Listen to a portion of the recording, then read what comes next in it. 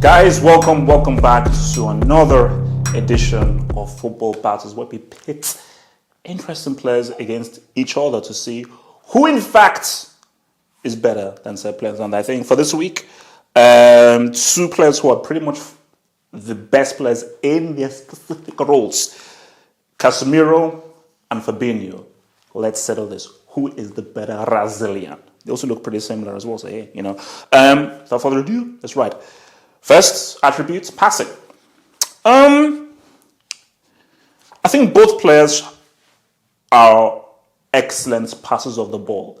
And I think that even if they're not quote-unquote central midfielders, I think they pass the ball a lot better than most guys who are central midfielders. Who said that? So this is one way you can definitely go back and forth. This is definitely one way you can go back and forth. Because I think in Fabinho and in Casemiro, I have seen examples of them execute some absolute amazing passing.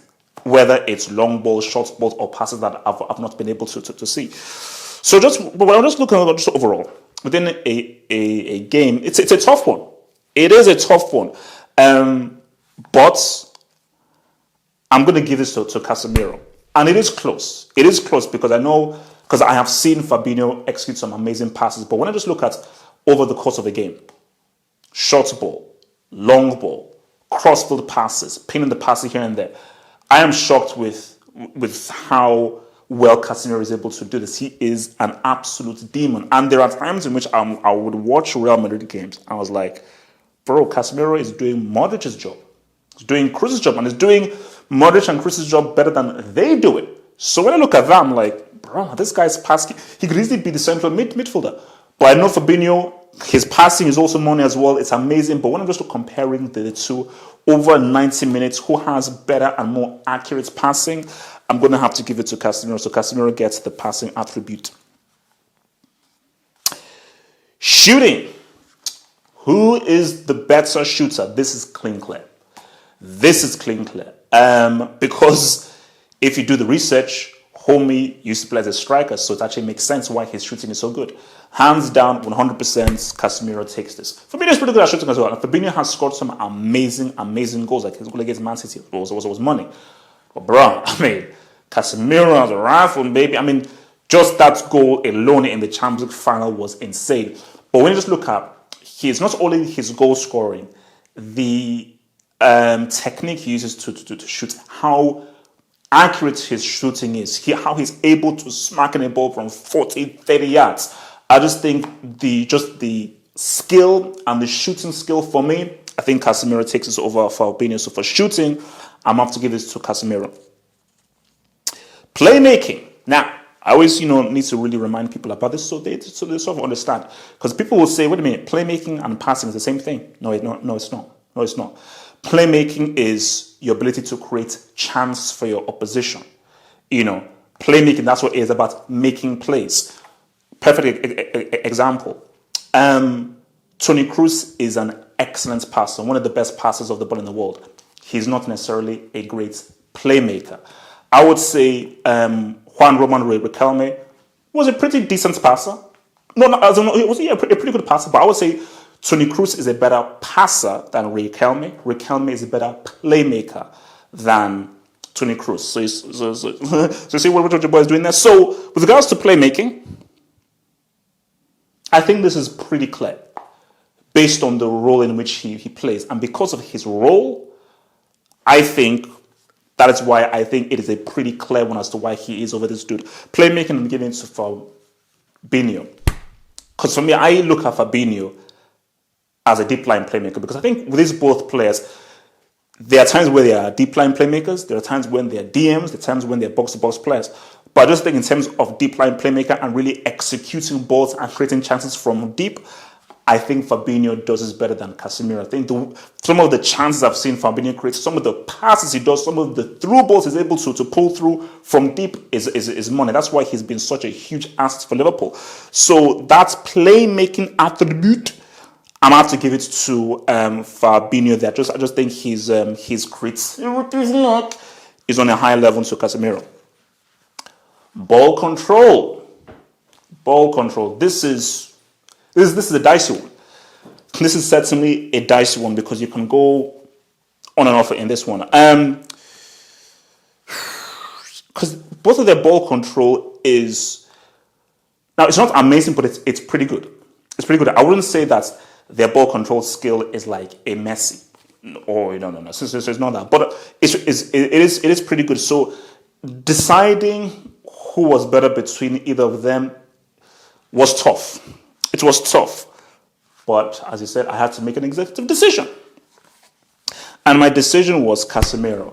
I just feel that, especially when I look in that midfield and when I look at Casemiro on the ball, I just feel like if Casemiro's ball control and just the way he's able to trap the ball, I just think it is slightly better than Fabinho's. I think Fabinho's ball control can sort of be a bit sketchy sometimes, just sometimes. So I'm just looking at it at both of them and I just think of who has better discipline, the discipline of the ball in possession, because ball control is a huge thing for me, it's a massive thing for me. I'm going to give it to Casemiro there. So Casemiro, it was close, but I just have to give it an edge to your boy Casemiro. Tackling, man. A very important skill. Like, trust me, I've played midfield before. You can pass the ball all you want, create, do all these kinds of things. You've got to tackle. Okay, if you're not midfield, you've got to know how to tackle. Every midfielder must know how to tackle. So that's just something you have to know how to do. Also, both are good. But as good as both of these guys are at tackling, the one that helped me decide was, and it was the thing I was thinking of bringing in, was, your discipline. It's not just about tackling, is do you win the ball cleanly? How many bookings do you get? How many fouls do you commit when you tackle? Because the thing about tackling is not only your ability to win the ball, is do you win the ball without committing a foul? And for me, this dude, he may be good at tackling, but he can be a bit of a bad boy. A bad boy. So I'm giving this to Fabinho there. For Fabinho, I think he takes this one. I think Fabinho is definitely one that gets that tackling skill up in there. I think he definitely gets that tackling skill up in there. So for me, Fabinho, tackling, he wins it. He wins the one because I just think that he's much more crisp and wins tackles more. He wins tackles more. And I just think that he wins it much more cleanly, whereas I think Casemiro commits more fouls. And for me, Casemiro is not as clean a tackler as Fabinho. So for that reason, Fabinho gets a tackling skill. Right. Balance. Now, this is one in which this is a tough one for me because whenever I do this, because for me, like I believe I've got a pretty good photogenic memory. So when I was thinking about it, I just think, okay, I'm just imagining both players running with the ball. I just imagine both players running with the ball. Both players running with the ball. Who's more money? Who's more money running with the ball? And you can go back and forth here. You can really go back and forth with this. But I had to make a decision.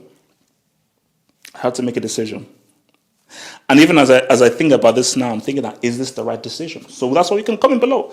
But the decision I went with Fabinho. Because I just believe that in terms of carrying the ball and coming forward with the ball, I just think Fabinho's balance might just be a little bit better than Casemiro, because Casemiro is so good at carrying the ball as well. So, but I just believe that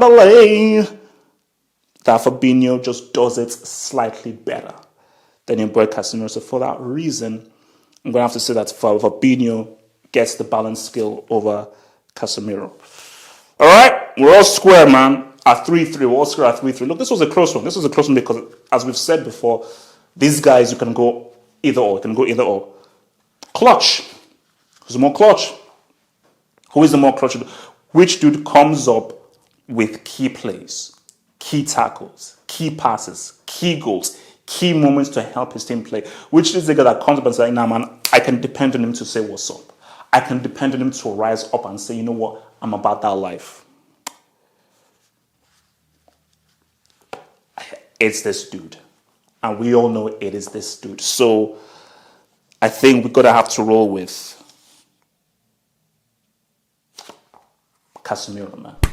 Casemiro is clutch, baby. I mean, so many times, whether it's scoring key goals, making key passes, and just how many man of the match performances has he had? How many times has he really been counted? And I just think as an individual, because clutch is not only about the winning goal or the winning tackle, is are you one of the best players on the pitch? Do you stand out? Are you able to be like, yo, I am that one that is away from just the whole. I am that guy that's like, you can look to be like, yeah, he can be like that dude. So for me, in terms of clutchness, big boyness, Casemiro gets this. So, Casemiro wins this football battle 4-3, 43 to Casemiro. And look, man, have your comments, have your views. Let's discuss. Do you agree, disagree? Let's have some beautiful discourse. And I will see you next week on the next edition of Football Battles. Peace out.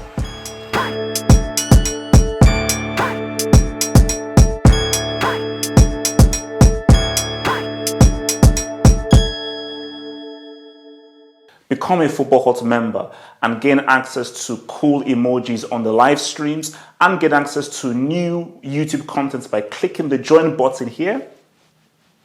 And to view that new content, head over to the YouTube channel homepage and click on the community tab over here.